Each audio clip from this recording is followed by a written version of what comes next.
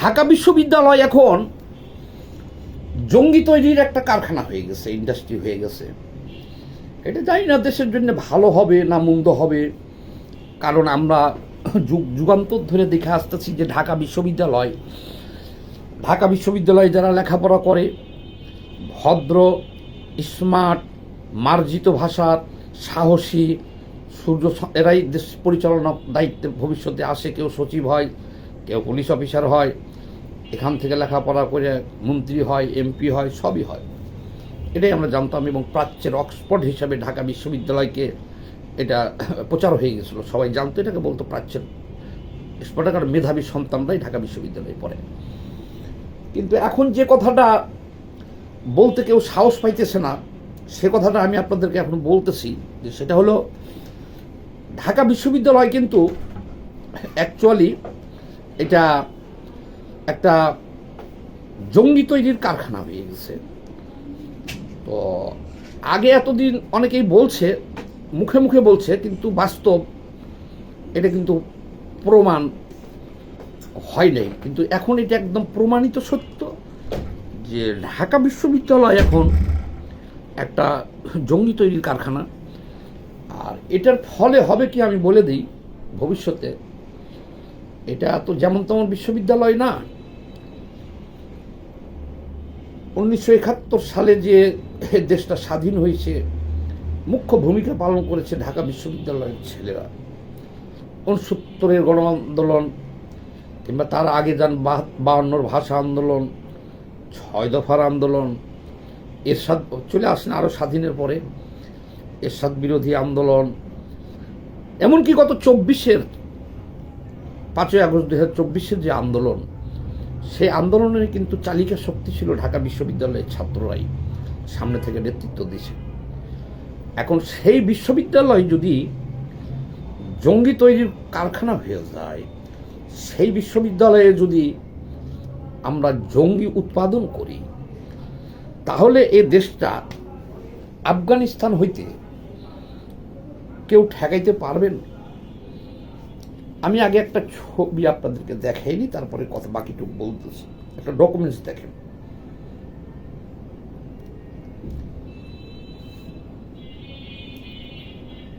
দেখেন এই ছবিটা ভালো করে দেখেন, ছবিটা দেখেন, লেখাটা তো ভালো বোঝা যাবে না, ছবিটা দেখেন। আচ্ছা, আর ভালো করে দেখে, হ্যাঁ এবারকার দেখেন, ভালো করে দেখেন, এই যে দেখা যায় না? আচ্ছা, এটা হলো ঢাকা বিশ্ববিদ্যালয়ের ছবি, ভালো করে দেখেন। একটা ক্লাস চলছে, একটু বড় করতে পারবো? হ্যাঁ,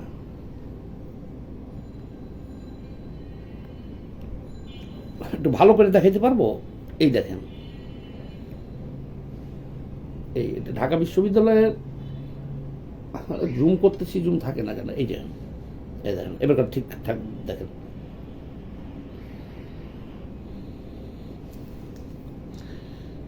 আস্তাগফিরুল্লাহ, আস্তাগফিরুল্লাহ, আস্তাগফিরুল্লাহ। আচ্ছা, এখন যে ছবিটা আপনাদেরকে দেখাইলাম, এটা কিন্তু ঢাকা বিশ্ববিদ্যালয়ে একটা ক্লাস চলতেছে।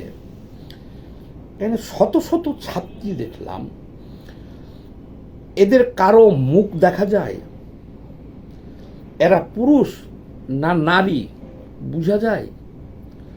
আমি যদি বইলে না দিতাম আপনাদেরকে, তাহলে কি আপনারা বুঝতে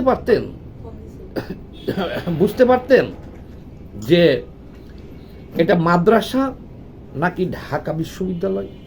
বুঝতে পারতেন? এখন এটা দায়, এখন ঢাকা বিশ্ববিদ্যালয়ের যে এই অবস্থা, বলবেন যে আপনি পোশাকের বিরোধী। পোশাকের বিরোধী না, আমি কিছু বাস্তব কথা আপনাদেরকে বলি। বাস্তব কথায় যে একটু আগে একবার বললাম যে ঢাকা বিশ্ববিদ্যালয়ে যারা লেখাপড়া করে এরাই এই দেশের কালক্রমে নেতৃত্বে আসে এবং চালিকা শক্তি হয়। ঢাকা বিশ্ববিদ্যালয়ের এই ছাত্রছাত্রীদের যদি এটাই দর্শন হয়, তাহলে বাংলাদেশকে আফগানিস্তান বানাতে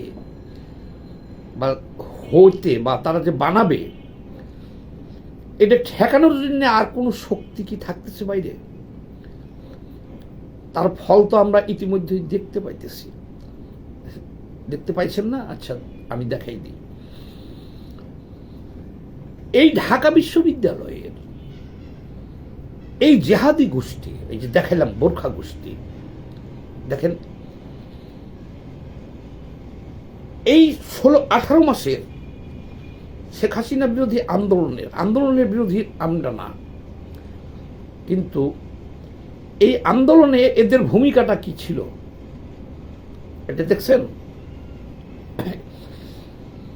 এই বোরখা হিজাব পরা নারীদেরকে আমরা দেখছি ভিডিও ফুটেজে, তারা স্নাইপার রাইফেল নিয়ে যাইতেছে। এরকম চোখ মুখ ঢাকা বোরখা পরা থাকলে নারীদের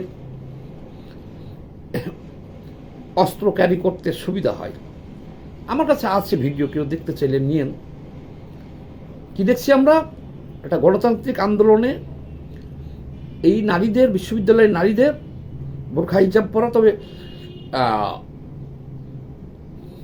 আবার অনেক ক্ষেত্রে পুরুষ না নারী এটা বোঝাও যায় না। আমি দেখেছি স্নাইপার রাইফেল নিয়ে বোরখার নিচে করে নিয়ে যেতে, আমি তো ছিলাম রাজপথে, আবার বড় তয়লা দিয়ে পেঁচিয়ে নিয়ে যেতে, বোরখার নিচে করে নিয়ে যেতে দেখছি। এটা বড় কথা না, বড় কথা আরো আছে। আরো কথা হলো এই ঢাকা বিশ্ববিদ্যালয়ের ছাত্ররা এবং এই ঢাকা বিশ্ববিদ্যালয়ের ছাত্রীরা, এরা সব যে জেহাদি মতাদর্শে চলে গেছে। এই জেহাদি মতাদর্শটা হলো একটা মানসিক রোগ। সারা পৃথিবীর মানুষ এটাকে ঘৃণা করতেছে, তো পোশাককে না, কর্মটার কথা বলতেছি আমি। যে কর্মটা এখানে বোরখা পড়লে হয় কি, পাঞ্জাবি দাড়ি টুপি থাকে বিশ্ববিদ্যালয়ে পড়লে হয় কি, আপনার চিনতে সুবিধা হয়। তারা নিজেরাই তো নিজের পরিচয় দিতেছে, তারা হলো জিহাদি, তারা পাকিস্তানে ফিরে যেতে চায়, তারা আফগানিস্তান শাসন চায়, তারা নিজেরাই বলতেছে। কিন্তু মনে রাখতে হবে যে দেখেন, সৌদি আরব পর্যন্ত কিন্তু এখন নারীদেরকে সব ক্ষেত্রে বের করে নিয়ে আসতেছে, চাকরি দিতেছে। সারা বিশ্বে আফগানি শাসনটা একটা ধিকৃত শাসন, সেটাকে বলতে পারেন বর্বর শাসন, মধ্যযুগীয় শাসন, যে সেখানে দেশের অর্ধেক নারী থাকবে গৃহবন্দী, নারীরা গার্জেন ছাড়া ঘরের বাহিরে বাড়াইতে পারবে না।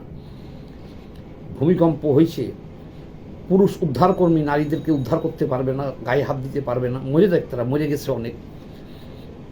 ওষুধ পুরুষদের চিকিৎসা করার পর থাকলে নারীরা পাবে। যাই হোক, এটা বুঝেন, আফগানিস্তানের শাসন আপনারা সবাই বুঝেন। সেখানে গান বাজনা নিষিদ্ধ, সিনেমা নিষিদ্ধ, জারি সারি বাউল গান সংস্কৃতি সব কিছুই নিষিদ্ধ সেখানে, মোটের উপর কথা। এমনকি ইন্টারনেটও নিষিদ্ধ তাদের দেশে, ছবি তুলেই নিষিদ্ধ তাদের।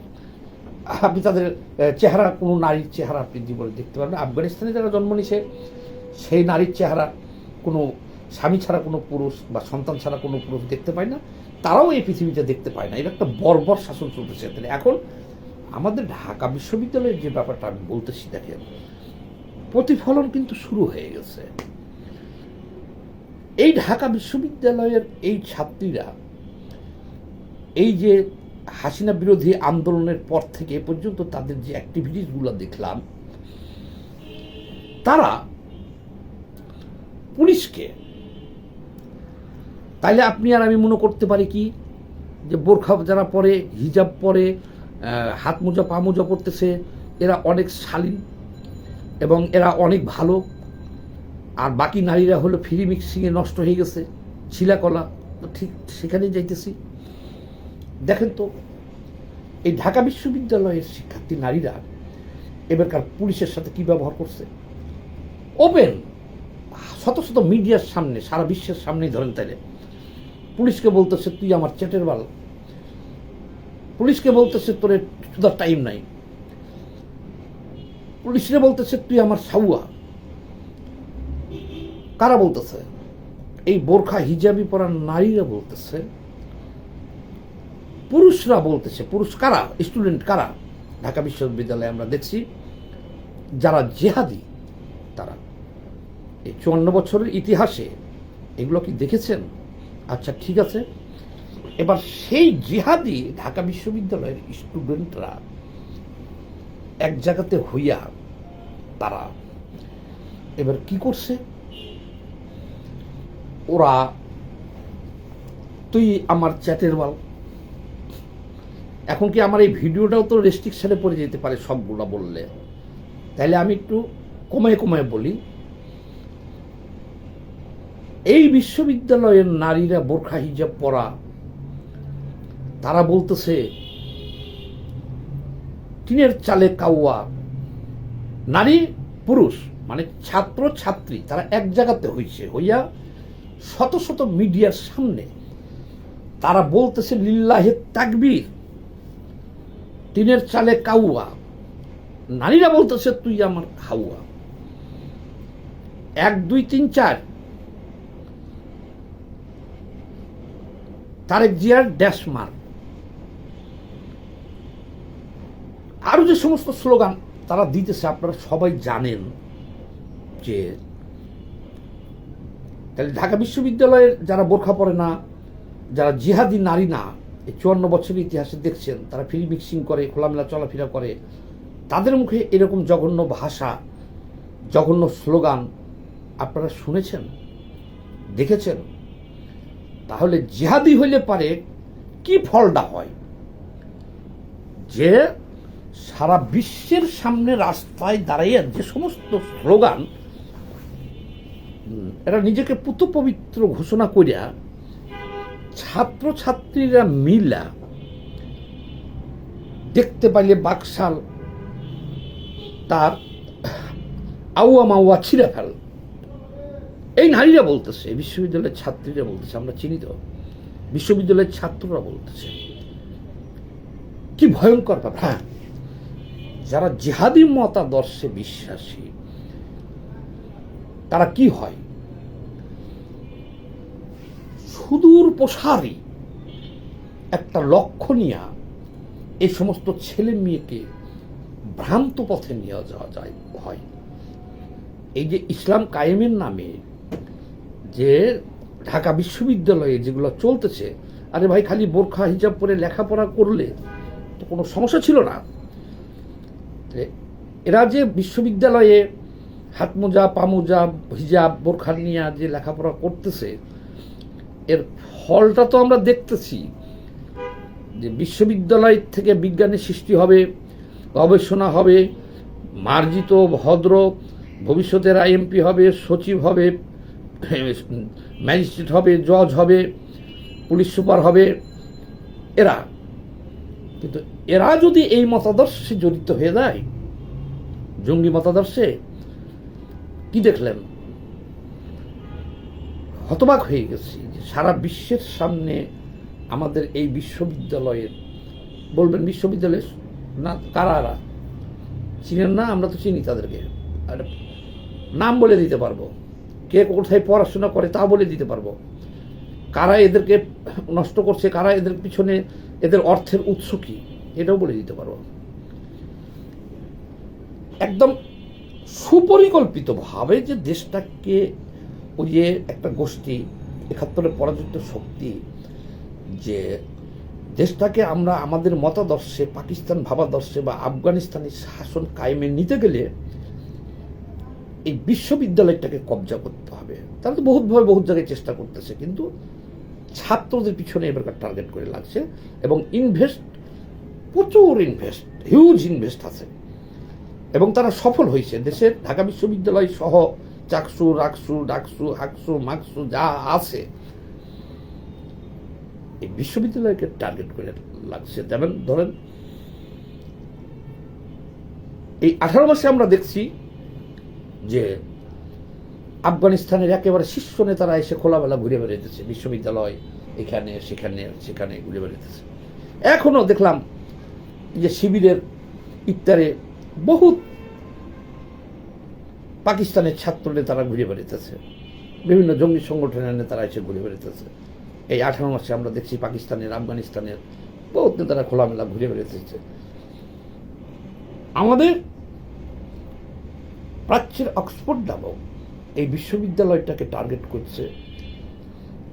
তবে যারা মাদ্রাসায় লেখাপড়া করার পরে বিশ্ববিদ্যালয়ে ভর্তির সুযোগ করে দিছে, ইতিহাস তাদেরকে ক্ষমা করবে না। এই দায়টা কিন্তু তাদেরকেই নিতে হবে। কারণ জঙ্গিবাদ, আফগানিস্তান শাসন, এই জিনিসটা ভালো না। সারা বিশ্বের ধিকৃত উন্নয়ন অগ্রগতির প্রধান বাধা, এটা দেশ ধ্বংসের মূল কারণ। এই মতাদর্শের লোক কিন্তু এখন সংসদে বিরোধী দলে চলে গেছে, বুঝেন। যারা হাওয়া মাওয়া স্লোগান দিছে তারাও এখন সংসদে আছে। আর এই সংসদেও এই হাওয়া মাওয়া স্লোগান আপনারা কিন্তু শুনতে পাবেন অচিরেই।